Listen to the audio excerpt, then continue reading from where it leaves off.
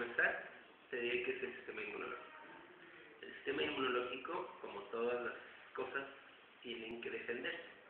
Desde cualquier nivel de organización, a nivel biológico, desde una célula o una bacteria, hasta grupos de personas o grupos de animales, necesitan defenderse del medio exterior para sobrevivir. Entonces el sistema inmunológico es eso, es un sistema de defensa que le permite a los seres vivos, en este caso particular a los animales, les permite sobrevivir, evitar que agentes del medio ambiente los dañen, ¿no? Y que permita que sobreviva la especie. Entonces el sistema inmunológico en los animales, así como en otras especies, es bastante complejo y tiene que ver con muchos mecanismos. Unos de esos mecanismos pueden ser físicos, o sea, como el vello en los orificios nasales o en los oídos. Puede ser como la piel, que también es una barrera de defensa mecánica, física. Hasta complejos químicos, ¿no?, que hacen efecto. También células especializadas que hacen el papel de defensa, ¿no?, contra los agentes externos. Entonces hay diferentes instancias de inmunidad, ¿no?, a lo que se conoce como inmunidad, o sea, de defensa. Por ejemplo, hay inmunidad inespecífica y hay inmunidad específica. Hay inmunidad pasiva y hay inmunidad activa. Hay inmunidad adquirida e inmunidad de nacimiento, vamos a decirlo así, ¿no? ¿La inmunidad adquirida es depende de las vacunas? No solamente de las vacunas, depende de los antígenos. Un antígeno, para los fines del sistema inmunológico, es cualquier cosa capaz de provocar una reacción de defensa en el organismo. Ese es un antígeno. Hay diferentes tipos de antígenos y de diferentes orígenes. Pero mira, básicamente, dentro de lo que es la inmunidad específica o inespecífica, pues se encuentran todas estas barreras físicas que te dije, algunas que ya son químicas, pero que no son específicas, como por ejemplo el caso de la saliva. La saliva tiene unas sustancias que se llaman enzimas, y esas enzimas destruyen algunos compuestos químicos o algunas moléculas. Por ejemplo, en el caso de bacterias que llegan a la boca, las mismas enzimas las descomponen y entonces desaparece el daño, ¿no? Hay otra inmunidad que también es inespecífica, como el moco, por ejemplo. El moco, parte de su acción tiene que ver con que se adhieren a él los microorganismos o los agentes extraños, pueden no ser microorganismos, o sea, puede ser polvo, por ejemplo.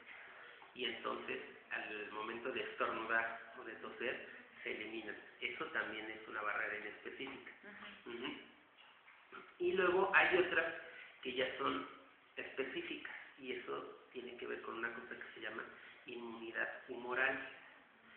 La inmunidad humoral está dada por las células de defensa y por las células y por los anticuerpos. De esa inmunidad específica hay dos, pues. Esta que te digo que es humoral y otra que es celular, o sea, que esta la producen algunas células. Hay algunas células que sirven para la defensa en el organismo. Esas células son los linfocitos. Los linfocitos hay de diferentes tipos. Hay linfocitos T, linfocitos killer, etcétera, ¿no? Pero básicamente la función de los linfocitos es producir anticuerpos o producir sustancias que hacen que se dé la defensa, ¿no? Sí. Es más o menos así en términos. Eso es lo específico o lo inespecífico. La inmunidad específica tiene que ver con los anticuerpos, porque los anticuerpos se crean o se producen específicamente para una cosa. O sea, si tú nunca has estado en contacto con rabia, por ejemplo, no puedes tener defensa contra la rabia. Sí. Y los anticuerpos que tengas para otras enfermedades, que sean específicos para otras enfermedades, nunca le van a servir para destruir la rabia, ¿no? Bueno, entonces la inmunidad específica tiene que ver con los anticuerpos. Y hay dos maneras de tener inmunidad específica. Una Una es la natural o la pasiva, y otra es la adquirida. La natural o pasiva es la que las mamás, a través de amamantar a las crías con el calostro, con la primera producción de la ubre o de la chichi del animal, ese está lleno de anticuerpos específicos contra enfermedades que conoce la mamá. Entonces esa se les va a transmitir a través del calostro. Entonces esa es una inmunidad pasiva o natural, es la que ya traen casi de nacidos. Y luego viene otra que es la adquirida. Y la adquirida puede ser de dos formas, una natural y otra artificial. La natural es la que ellos adquieren cuando están en contacto con algún agente extraño. Por ejemplo, un perro que está en contacto con el parvovirus va a crear anticuerpos contra parvovirus. Se da cuenta que estuvo en contacto con un enfermo de parvovirus, ¿no? La otra es la inmunidad artificial, o la que nosotros con las vacunas, con las bacterinas o con algunos sueros hiperinmunes, así se llaman, sueros hiperinmunes. Ahorita te explico qué es un suero hiperinmune. Esos sueros van a tener anticuerpos específicos contra. Por ejemplo, esa que te decía de estar en contacto, bueno, van a obtener anticuerpos contra la enfermedad que están en contacto. ¿Cuál es la diferencia entre que agarre anticuerpos y se pueda defender y que se enferme por estar en contacto, ¿no? O sea, porque si no alguien me podría decir, o sea que yo no tengo que vacunar contra parvovirus, ¿puedo poner a mi perro contra mi otro perro que esté enfermo? No. Sí. Ahí tiene mucho que ver una cosa que se llama la dosis infectante. La dosis infectante es el número de virus que existen, ¿no? Que van a infectar. Si ese número rebasa la cantidad de anticuerpos que tiene, pues obviamente se va a enfermar. Si la dosis es muy pequeñita, el cuerpo alcanza a producir suficientes anticuerpos como para que no le gane, ¿no? Es como una competencia de cantidades también. Entonces, las vacunas son una manera de tener inmunidad adquirida de manera artificial. Y son específicas, totalmente específicas. O sea, contra lo que vacunas es contra lo que vas a obtener anticuerpos. La palabra extraña que me ibas a explicar qué era. Un suero hiperinmune. Un suero hiperinmune se produce en otros animales y lo que hace es estimularlos a que produzcan anticuerpos contra algo en específico. Por ejemplo, los toxoides para venenos de alacrán se producen en animales a los que se les está inyectando dosis muy bajitas. Entonces lo que hacen en el laboratorio es que esa sangre, le sacan esa sangre la purifican, separan el paquete de glóbulos rojos y plaquetas, todo eso, y dejan el suero. En el suero es donde vienen los anticuerpos. Entonces va a tener una gran cantidad de anticuerpos contra por ejemplo, un animal que tuvo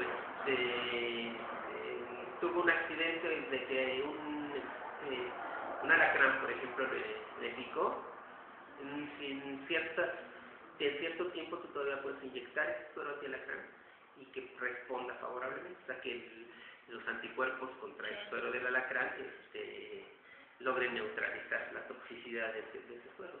Para eso sirven los sueros hiperinmunes. Entonces esos son hechos en otros animales, se extrae la sangre y se conservan en frasquitos, ¿no? Y ya con eso se pueden ayudar. Por ejemplo, tengo lo de que existen vacunas combinadas e inactivas. ¿A qué se refiere? Las vacunas son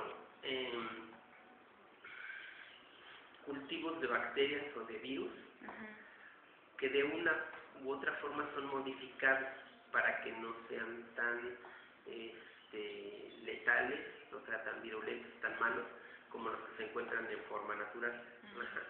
Se das cuenta que agarras un virus y lo empiezas a reproducir, que hace hasta cierta cantidad. Esos virus se llaman atenuados.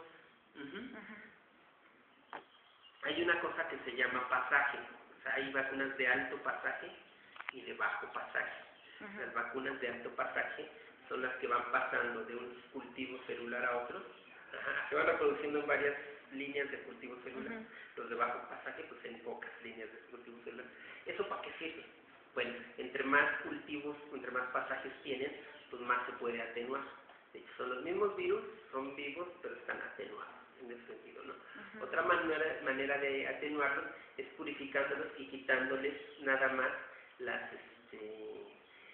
los virus son una estructura molecular de ADN o de ARN cubierto de proteínas. En términos generales así son todos.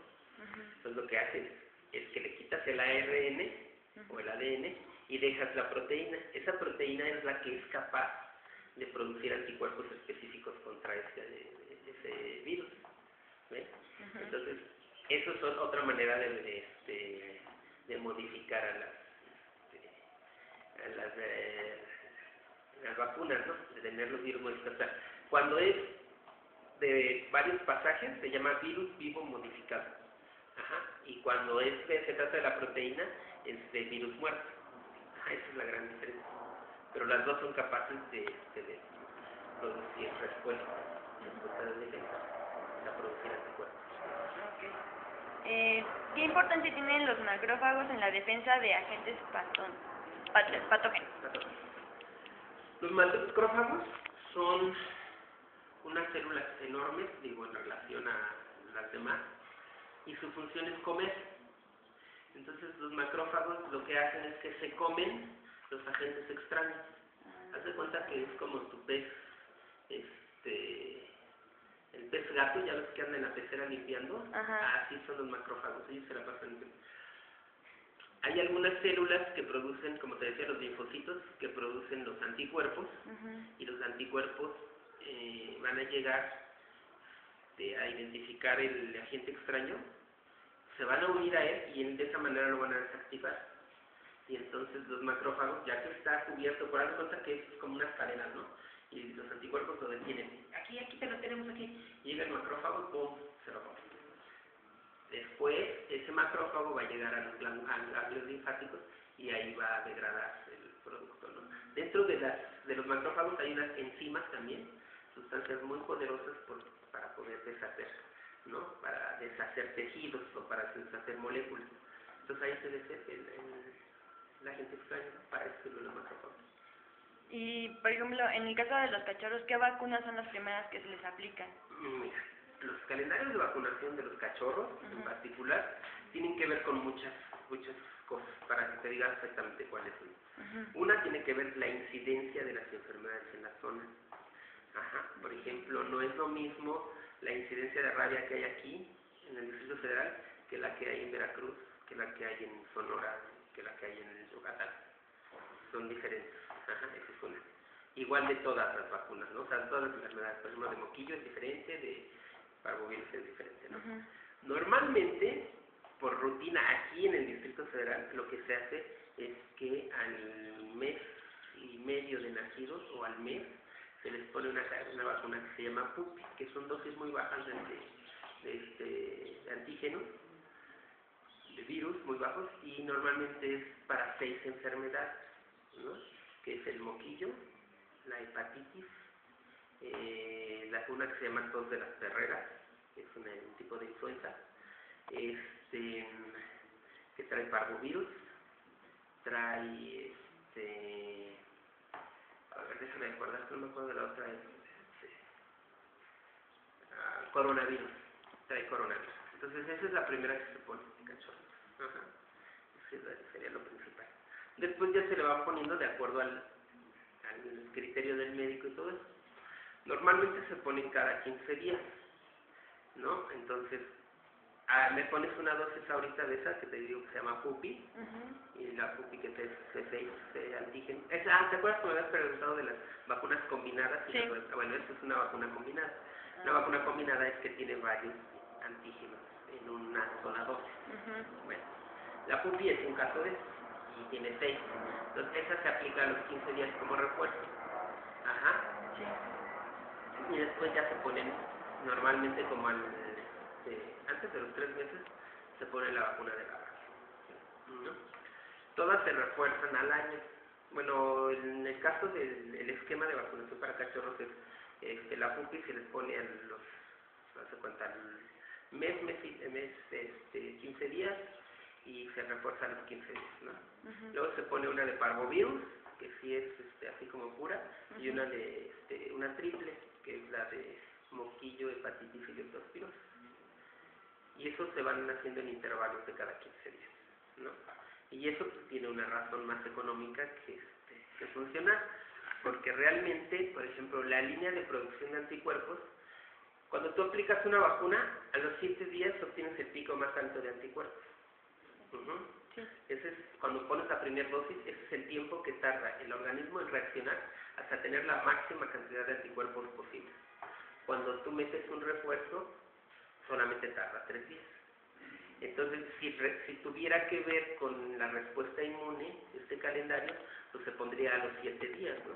Hay médicos que sí lo sugieren poner a los 7 días, pero generalmente por cuestiones de que la gente, cada quincena es cuando tiene dinero para lo que cobra, pues por eso es que se han hecho así, se han popularizado así los esquemas de vacunación. Bueno, pero no es estrictamente porque tuvieran que ser así. Y en la Ciudad de México, bueno, ahorita estabas comentando que no es lo mismo el nivel de las enfermedades que hay. En la Ciudad de México, ¿qué enfermedades son las más altas en nivel? Mira, las que tienen el más alto índice de aparición, normalmente en cachorros de antes de los 3 meses, son las más populares, son el moquillo, el parvovirus y el coronavirus. Y después sería en cuarto, yo creo que las 2 de la carrera. Esos son las 4 enfermedades que son lo más alta incidencia. No es lo mismo que, por ejemplo, en perros que son de campo, ¿no? Es diferente. ¿Por qué? Porque también en las enfermedades tiene que ver mucho la aglomeración, ¿no? O sea, no es lo mismo que esté un perro enfermo en la casa del vecino, si el vecino está, ¿qué te gusta? 50 metros, 100 metros de distancia, o más, a veces más, ¿no? Entre casillas. Sí. Aquí ya que lo tienes en el piso de abajo, o es el vecino de al lado, o es el vecino de arriba, el que tiene el perro. Entonces, eso modifica mucho las incidencias, ¿no? Entonces, por ejemplo, en el campo se ve más la rabia. ¿Por qué? Porque también hay más facilidad y menos cuidado, ¿no? O sea, por ejemplo, los perros que están libres en el campo se dejan, o en las zonas rurales donde se dejan libres afuera, que salgan, entonces es más fácil que se peleen entre ellos, y si alguno llega a tener rabia, pues se la contagia a los otros, ¿no? O que haya algunos otros animales que puedan en el campo, por ejemplo, que puedan transmitir la rabia, como por ejemplo el murciélago vampiro transmite la rabia al ganado o a los perros, ¿no? Y de ahí pues se puede pasar, o a los cerdos, o las ratas, ¿no? Que hay un debate entre las ratas, si las ratas son causantes de la rabia o no, pero bueno, ese era otro tema. Otro tema, sí. Por ejemplo, hay cachorros que se los venden a las personas y no sé si se mueran rápido porque ya vienen enfermos o porque no se les ponen las vacunas adecuadas. Generalmente es porque ya vienen enfermos. Ahorita que estamos platicando de la tos de las perreras, es una enfermedad de las vías respiratorias, que es multifactorial, o sea, son varios microorganismos ahí mezclados, pero además son ciertas condiciones. Estas condiciones de las que te hablaba, por ejemplo, de hacinamiento, son muchos perritos en una sola jaula, es más fácil que se transmita, se diseminen las enfermedades. La humedad, y los cambios de temperatura, eso hace que sea más propicio que se presenten estas enfermedades. Entonces, generalmente cuando compras un perro y a la semana te enferma, generalmente porque ya venía enfermo, ¿no? Ya venía con la infección. Entonces, ¿qué pasa? Que cuando tú compras un perro, las defensas bajan por estrés. O sea, el estrés, no nada más en los perros, ni en los animales, en las personas también, disminuye la defensa, ¿no? Entonces, por eso que hay situaciones de estrés que provocan que se ve más fácilmente que haya enfermedades. No, pues es que me estoy sintiendo mal, porque me enojé, ¿no? Hice un coraje y ahora ya me enfermé por hacer el coraje. Pues sí, pero no te enfermaste por hacer el coraje, te enfermaste porque se deprimió tu sistema inmune, ¿no? Sí. Bueno, así pasa con algunas cosas. A los perros cuando los sacan de donde están a esa edad y los cambian a un ambiente nuevo con gente extraña, cuidan de todo eso, pues obviamente disminuye la defensa, entonces estresa y baja la defensa. Es lo que pasa. ¿Cuáles son las recomendaciones para que un cachorro, o más bien que una persona le dé un buen cuidado a su cachorro y le vaya poniendo sus dosis de...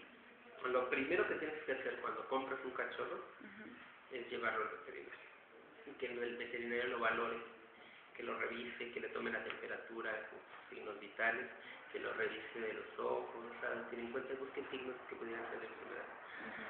Y que te sugiera el calendario de vacunación que va a tener. Es importante desparasitar, no solo para que ellos no se enfermen, sino porque hay muchos parásitos que tienen los perros que se le transmiten al ser humano.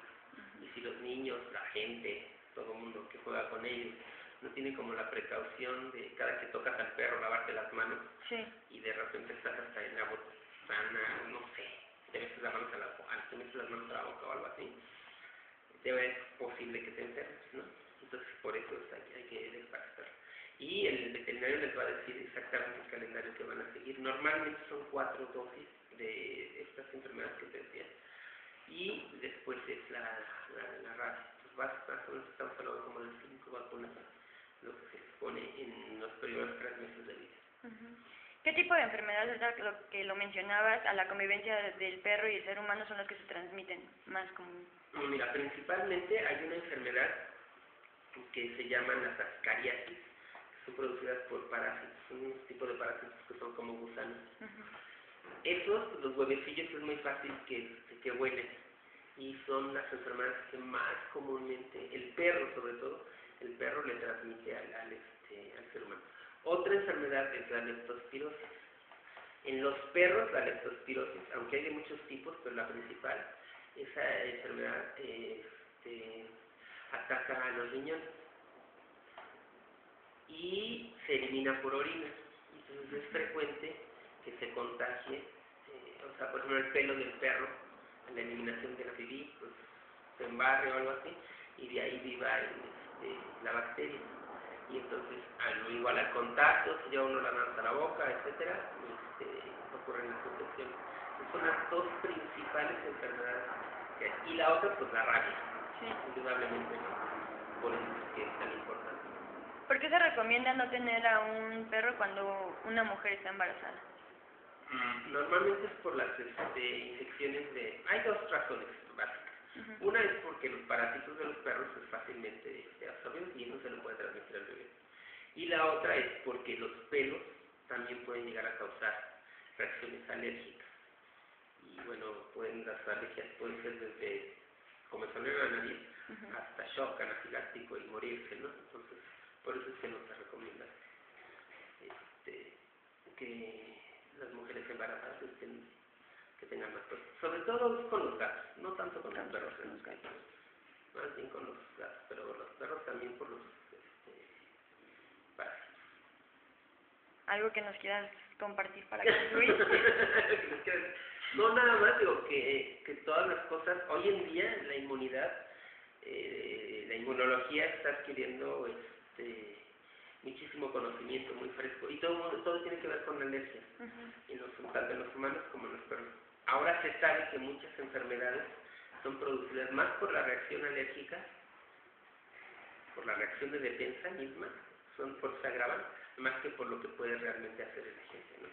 En ese sentido, bueno, siempre hay que tener cuidado y asistir con alguien que sepa del tema para que no vaya uno a cometer algún error, ¿no? Eso sería básicamente. Pues muchas gracias. No, hombre, un placer. De